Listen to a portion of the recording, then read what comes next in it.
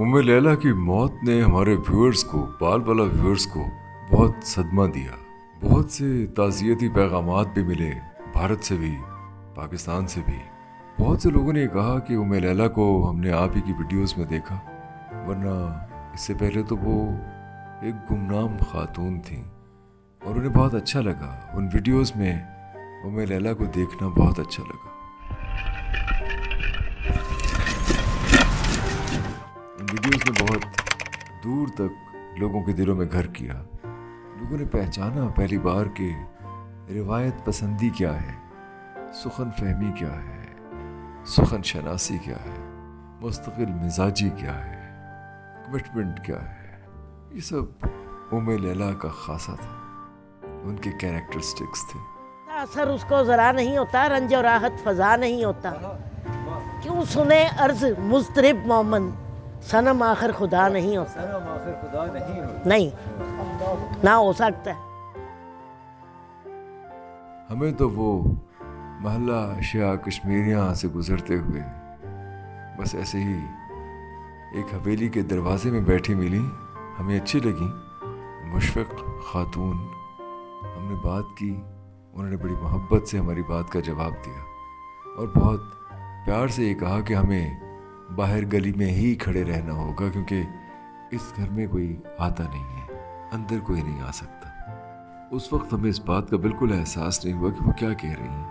ہمارے لیے اندر جانا ضروری تھا بھی نہیں، اس لیے ہم نے کھڑے ہو کے خوب گپ شپ کی ان کے ساتھ. تو جو آپ کی اولاد ہے، میری اولاد نہیں ہے، میری شادی نہیں ہوئی. اچھا، اگر آپ کے بچے ہوتے تو یہ جائیداد ان کے پاس ہوتی تو وہ آپ کا نام روشن نہ کرتے، تو پھر آپ نے کیوں نہیں شادی کی؟ میرے بچے یہ پرچار کرتے ہیں، وہ کہتے ہیں بیبی خالہ ہم نا یہ سارا کچھ کر سکتے ہیں. اچھا، میں ان کو نہیں اجازت دی نا کہ خواجہ فیملی کا نام آ جائے گا، وہ خواجے ہیں. اور وہ ویڈیو اپلوڈ ہوئی تو لوگوں نے ہاتھوں ہاتھ دیا. شاید قسمت نے ہمیں پچھلے برس لیلا سے ملوایا ہی اس لیے تھا کہ وہ گمنامی سے نکلیں اور لوگوں کے دلوں میں گھر کر لیں. ان کے شعری ذوق نے سب کے دل موہ لیے تھے. ہر دوست کے وہ دل میں تھا تصویر کی طرح، واہ، زندہ رہا غریب کے ضمیر کی طرح. ارے واہ، بہت، تقدیر سے وہ لڑتا تھا تدبیر کی طرح. ارے واہ، خود بجھ گیا، چراغ محبت جلا گیا، آہا، اپنی بیٹی کو اس دنیا میں جینا سکھا گیا. ارے واہ واہ، بہت خوب، بہت خوبصورت. ہم نے انہیں مغل خاندان کے آخری چشم و چراغ کہا. بہت سے لوگوں نے اعتراض بھی کیا. کچھ لوگوں نے یہ بھی بتایا جی فلاں چشم و چراغ یا آخری چشم و چراغ فلاں مغل خاندان کے فلاں لوگ تو دہلی میں رہتے ہیں، کسی نے کہا حیدرآباد میں رہتے ہیں، کسی نے کہا پاکستان میں رہتے ہیں. بھائی ہم نے انہیں آخری چشم و چراغ اس لیے کہا کہ انہوں نے اپنی خاندانی روایتوں کو زندہ رکھا.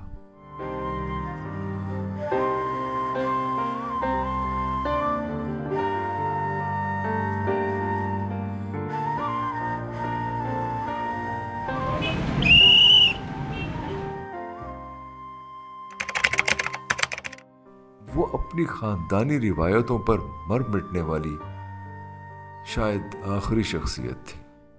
16 برس تک اپنے ماں باپ کی محبت کو سینے سے لگائے رکھنا، اس وسیع و عریض گھر میں اکیلے رہنا، یہ انہی کا کمال تھا. ہم نے پوچھا بھی کہ تنہائی ڈستی نہیں، لیکن وہ تنہا تھی ہی کہاں. میں اذان سے 10-15 منٹ پہلے اٹھتی ہوں، اذان سنتی ہوں، اس کے بعد میں نے نماز پڑھنی ہوتی. نماز پڑھنے کے بعد اپنے ماں باپ کی تصویروں کی طرف دیکھ کے ان کو بھی سلام کر رہی ہوتی. کبھی کبھی ملکہ نور جہاں جو جہانگیر کی بیوی تھی اس کی نماز پڑھ رہی ہوتی ہوں صبح کی. ہاں میرے ماں باپ کی کمی ہے جو اینی ٹائم میرے ذہن میں رہتی ہے، اس کو کبھی نہیں بلا سکوں گی. کیا کہنے، دیکھیں ماں باپ سب کے ہوتے ہیں میم، لیکن آپ نے جس طرح ماں باپ کی یاد کے ساتھ پوری زندگی گزار دی، یہ ایک بڑی انہونی سی بات ہے. بھائی وہ اس طرح کی باتیں کرتے تھے کہ انسان کے دل دماغ میں پیوست ہو جاتے ہیں. ان کو کیسے بلایا جا سکتا ہے؟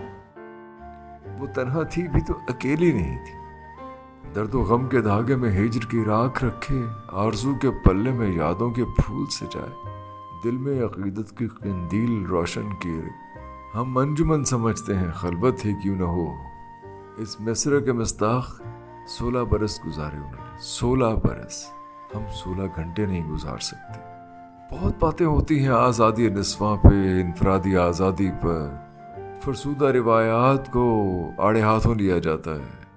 بہت باتیں کرتے ہیں ہم, لیکن میرے لیے 21ویں صدی میں کسی خاتون کا اپنی مرضی سے سخت کی روایات کے ساتھ بندھے رہنا, جڑے رہنا بہت تعجب خیز تھا.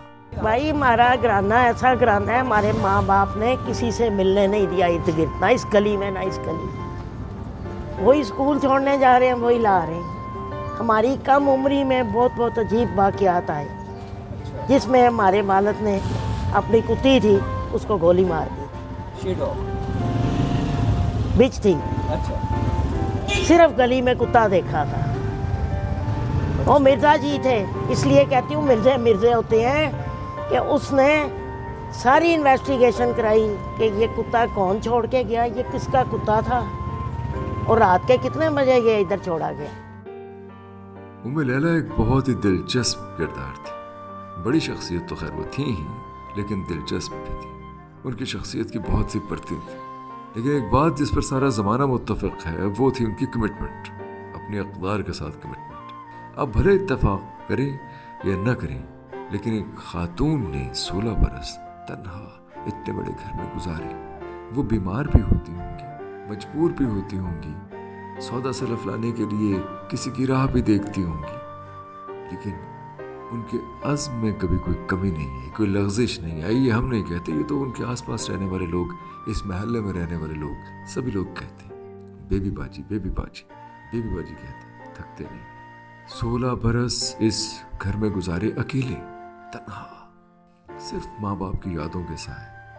ہمیں 16 گھنٹے گزارنے پڑ جائیں تو وحشت ہونے لگتی ہے, دل گھبرانے لگتا ہے. ذرا تصور کیجئے 16 گھنٹے کے لیے انٹرنیٹ نہ ملے تو کیا ہوگا.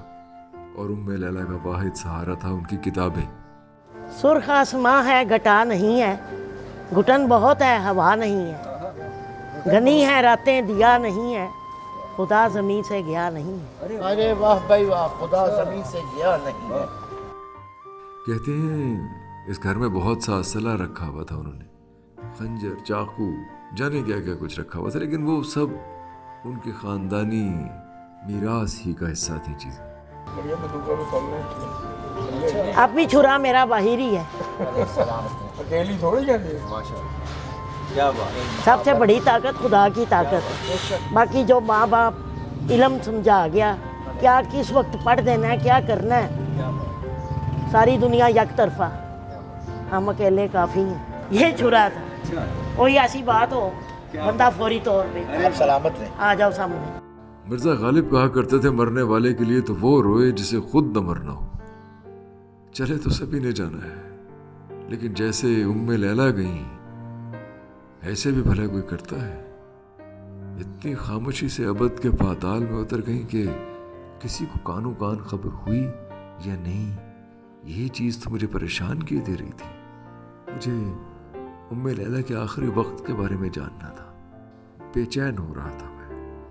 آصف بھائی سے پوچھا تو انہوں نے بتایا کہ ام لیلا کے بھانجے آئے تھے, وہ انہیں لے گئے اور وہ ہسپتال میں چل بسے.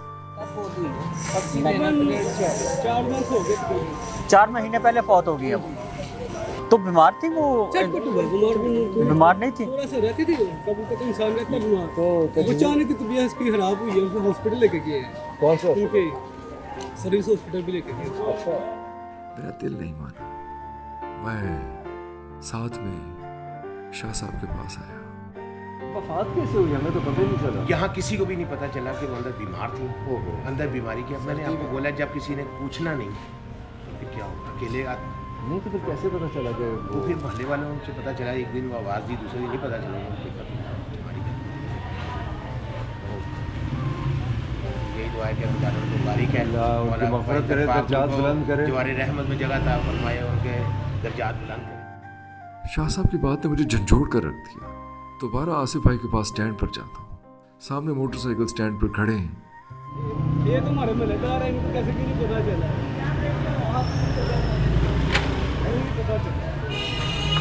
جھوٹ بول رہے, کیا मैं कह रहे साथ अंदर भाई नहीं नहीं, हाँ वो तो कह रहे हैं कि वो क्योंकि मिलते जुलते नहीं थे ना किसी से, तो वफात हुई तो किसी को पता ही नहीं चला।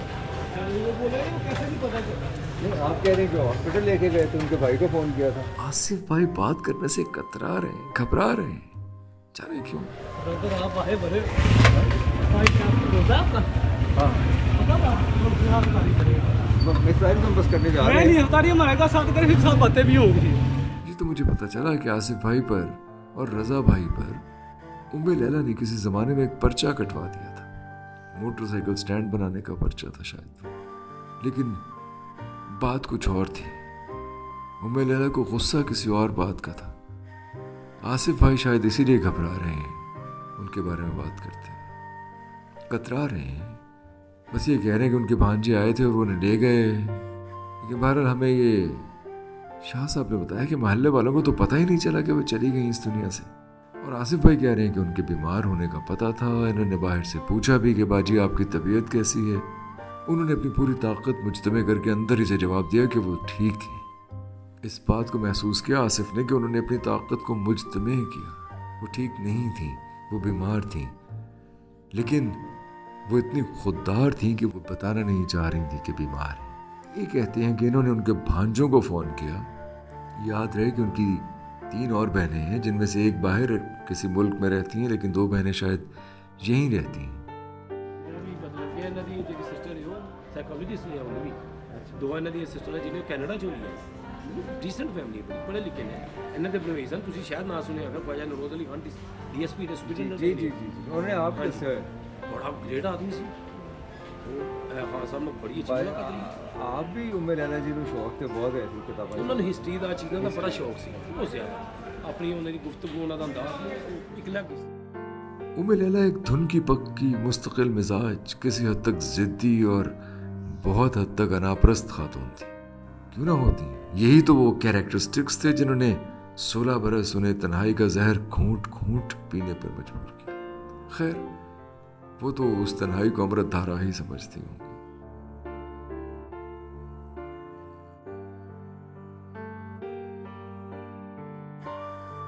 ये हैं रजा भाई। उम्मे लैला ने अपनी ज़िंदगी में इन पर पर्चा कटवा दिया था, लेकिन रजा भाई भी उम्मे लैला की रिवायत पसंदी के, कमिटमेंट के, अक़ीदत के, अपने वालिदैन से मोहब्बत के, ख़ानदानी हसब नसब के कायल हैं। गो कि वो उन्हें खुददार से बढ़कर एक अनापरस्त समझते हैं। तबीयत खराब थी बाजी की 2-3 दिन मैं थोड़ा डाउट है कि यार बाजी पता नहीं की वजह है बात समझो मैं ठीक हाँ खानदानी लोग सन तो अपने उन्होंने पूरा एक कंटेन रखे है इसमें नहीं जसन तसन नहीं कर वो भावे अपनी अना कह लो या अपनी खानदानी कह लो अंदर एक है सी तो मैं उन्होंने कहना ना सकता बाजी मैं ठीक हाँ आसा चौक तो बात है। उम्मे लैला को इस घर से ऐसी अक़ीदत थी कि वो हर सूरत इसे अपने पास रखना चाहती थी। हिब्बा के लिए गवाहान ना बनने पर रजा भाई से नाराज़ हुई। सिर्फ साड़ी थोड़ी जी इन्होंने नाल है सी प्रॉब्लम कि इन्होंने मैनू तो आसू नू नॉमिनेट किया सी कि मैं घर कभी किराया नहीं दिता। मैं बाजी गल ही कोई नहीं जिथे कहोगे जिस दुनिया का तत्ते को मैं कह के आऊँगा तुम कभी बाकी उन्होंने कभी किराया नहीं दिता। मैंने ने कहा जी उन्होंने सानू कहा कि तुम गवाही देनी है। मैं कहती गवाही देनी है गवाही यह देनी है कि यह मकान 1995 के बीच मेरा बाप मैंने हिब्बा कर गए मैं कहा भाजी अं बागी होंगे ਤੋਹਫਾ हाँ तोहफा तो ਅੱਛਾ हिब्बे का लफज मैनू ना पता लगा अच्छा हिब्बा की होंगे छोटे होने लगा भाई चल भी नहीं पता मैं भाजी तुम ये डेफिनेशन कर दी मेरा बाप मैंने गिफ्ट कर दिया मैं क्या अभी कोई सारा कुछ है रजा भाई स्टाइल है ना सारा कुछ है जी असी की करना तुम अदालत सर मैं कहा दूसरी गल ਇਹ ਉਹਨਾਂ ਨੇ ਗੱਲ ਬਾਅਦ ਹੀ ਦੱਸੀ ਪਹਿਲੇ ਉਹਨਾਂ ਨੇ ਇਹ ਕਿਹਾ ਕਿ ਮਕਾਨ ਅਸੀਂ ਕਿਰਾਏ ਤੇ ਨਹੀਂ ਦਿੱਤਾ ਅਸੀਂ ਕਿਹਾ ਜੀ ਜਿੱਥੇ ਮਰਜ਼ੀ ਤੁਹਾਡਾ ਦੇ ਦਿਓ ਸਾਨੂੰ ਆਈਡੀ ਕਾਰਡ ਦੇ ਦਿਓ ਅਸੀਂ ਇਹਨੇ ਵੀ ਦੇ ਦਿੱਤਾ ਨਹੀਂ ਦੇ ਉਹ ਸਾਨੂੰ ਅਦਾਲਤ ਵਿੱਚ ਉਹਨਾਂ ਨੇ ਐਂਟਰੀ ਕਰਾ ਦਿੱਤੀ ਕਿ ਇਹ ਗਵਾਹ ਜਿਨ੍ਹਾਂ ਦੇ ਸਾਹਮਣੇ ਗੱਲ ਹੋਈ ਜਿਸ ਦਿਨ ਅਦਾਲਤ ਪੇਸ਼ ਹੋਣਾ ਸੀ ਇੱਥੇ ਮੈਂ ਇੱਥੇ ਬੈਠੇ ਕੀ ਗੱਲ ਹੋਈ ਜਿਨ੍ਹਾਂ ਦਾ ਵਕੀਲ ਸਾਹਿਬ ਉਹਨਾਂ ਨੇ ਵੀ ਤਸਦੀਕ ਦੱਸੀ ਕਿ ਜੀ ਤੁਸੀਂ ਇਸ ਤਰ੍ਹਾਂ ਉੱਥੇ ਕਹਿਣਾ ਕਿ ਹਿੱਬਾ ਕਰ ਮੈਂ ਵੀ ਇਹ ਨਹੀਂ ਕਹਿੰਦੀ ਇਹਦੇ ਜਵਾਬ ਦਿਓ ਜਿਹਦੇ ਇਹ ਕਹਿਣਾ ਕਿ ਇਹ ਨਹੀਂ ਹੋਣਾ ਉਹ ਵੀ ਸ਼ਾਹ ਸਾਹਿਬ ਮੈਂ ਵੀ ਇਹ ਗੱਲ ਸੀ तो भाई तुम नहीं भाजी तुम किया मकान किराए के मिलते गारंटी ना कहोगे तुम अज तक 13 भी किसी का नहीं जान दिता लेकिन यह नहीं हो ਕਹਿੰਦੇ ਉਹ ਸੁਣੀ ਸੁਣਾਈ ਗੱਲ ਸੀ, ਉਹਨਾਂ ਦੇ ਮੂੰਹ ਤੋਂ ਸੁਣਿਆ ਆਇਆ ਸੀ, ਉਹ ਤੁਸੀਂ ਗਵਾਹੀ ਦੇ ਸਕਦੇ ਸੀ। ਉਹ ਜੀ ਕਰਾਇਆ ਤਾਂ ਨਹੀਂ ਇਹਨਾਂ ਨੇ ਕੀਤਾ, ਜੋ ਚੀਜ਼ ਸਮਝ ਉਹ ਸਾਰਾ ਮਹੱਲਾ ਕੇ ਮੈਂ ਨਹੀਂ ਕੰਮ ਵਧੀਆ ਸਵਾਲ ਹੀ ਨਹੀਂ ਕਰਦਾ ਮੈਂ ਨਾ ਅੰਦਰ ਕੋਈ ਮੈਂ ਕਹਿੰਦਾ ਕੀਰੀ ਨਹੀਂ ਮਾਰ ਸਕਦਾ ਅੱਛਾ ਨਹੀਂ ਇਸ ਗੱਲ ਤੇ ਬਾਜੀ ਨਾਰਾਜ਼ ਹੋਏ ਫਿਰ ਉਹ ਨਾਰਾਜ਼ ਹੋ ਗਏ। ਉਹ ਸਾਡੇ ਨਾਲ ਇਹੋ ਜਿਹੇ ਨਾਰਾਜ਼ ਹੋਏ ਕਿ ਉਹ ਫਿਰ ਸਾਰੇ ਪਰਚੀਆਂ ਦਾ ਇਹ ਠਹਿਰਾ ਹੁੰਦਾ ਸੀ, ਕਿਉਂਕਿ ਛੋਟਾ ਭਰਾ ਸੀ ਜਿਹੜਾ ਸਾਡਾ ਮਤਲਬ ਸਾਡੇ ਖਾਨਦਾਨੀ ਇਹਨਾਂ ਨੂੰ ਕਰਦੇ ਸੀ। ਉਹ ਫਿਰ ਕੀ ਹੁੰਦਾ ਸੀ ਮੋਟਰਸਾਈਕਲ ਤੇ ਲਾਈ ਰੋਡ ਦਾ ਪਰਚਾ FI ਫਲਾਣੀ ਕਾਰਪੋਰੇਸ਼ਨ ਨਹੀਂ ਦਵਾ ਸਕਦੀ ਪੂਰੇ ਲਾਹੌਰ ਨੂੰ ਉਹਨਾਂ ਨੇ ਕੀਤਾ। ਫਿਰ ਜਿੱਥੇ ਸਾਡੀ ਦੌੜ ਲੱਗੀ ਸੀ ਵੀ ਕਿਤੇ ਜਿੱਥੇ ਪਹਿਲਾਂ ਨਹੀਂ ਹੁੰਦਾ ਯਾਦ ਕਰਨਾ ਸੀ।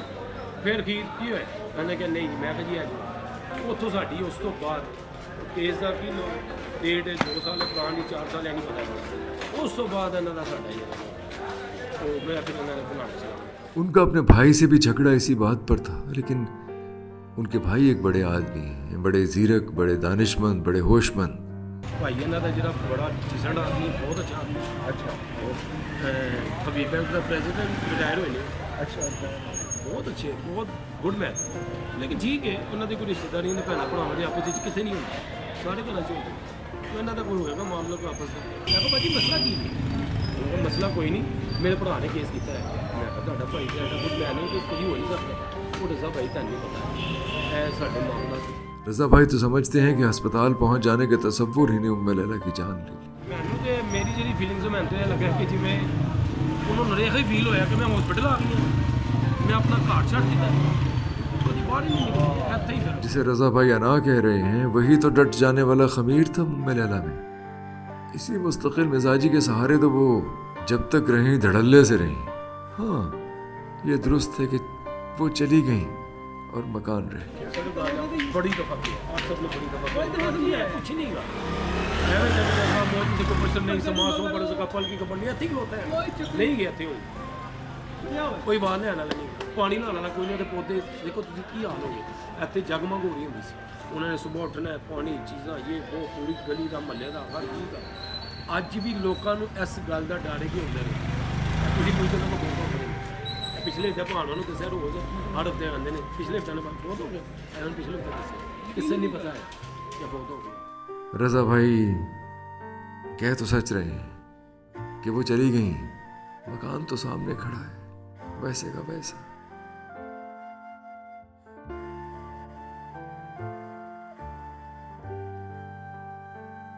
लेकिन क्या करती, उन रिवायतों को कहाँ लेके जाती। वो इस मकान से नहीं गई, वो इस दुनिया से चली गई। इस गली से हमारा रिश्ता उम्मे लैला ही की वजह से बना था, वरना हम तो यूं ही सरने उड़ा के यहाँ से गुजर जाया करते थे। आज तक तुमसे दिलो जां के कई रिश्ते थे, कल से जो होगा उसे कौन सा रिश्ता कही। हम तो इंशाल्लाह फिर भी गुजरा करेंगे यहाँ से।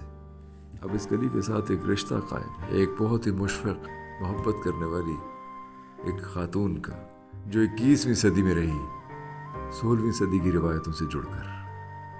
इसीलिए वो मुग़ल ख़ानदान की आखिरी चश्मो चिराग थी, क्योंकि उनके बाद इस तरह इन रिवायतों के लिए कोई कुर्बानी नहीं देगा, इस तरह कोई अपनी इनफरादी आज़ादी पर समझौता नहीं करेगा, इस तरह कोई तन्हाई का जहर घूंट घूंट नहीं पिएगा, इस तरह कोई अकेला इस दुनिया से नहीं जाएगा तन्हा, बग़ैर किसी तीमारदार के, बग़ैर किसी नोहगर के कोई नहीं जाएगा। इसलिए वो आखिरी चश्मो चिराग थी मुग़ल ख़ानदान की। आप हमारे साथ रहिए, अपनी राय दीजिए, अपने कमेंट कीजिए। आपकी राय हमारे लिए बहुत मोतबर है।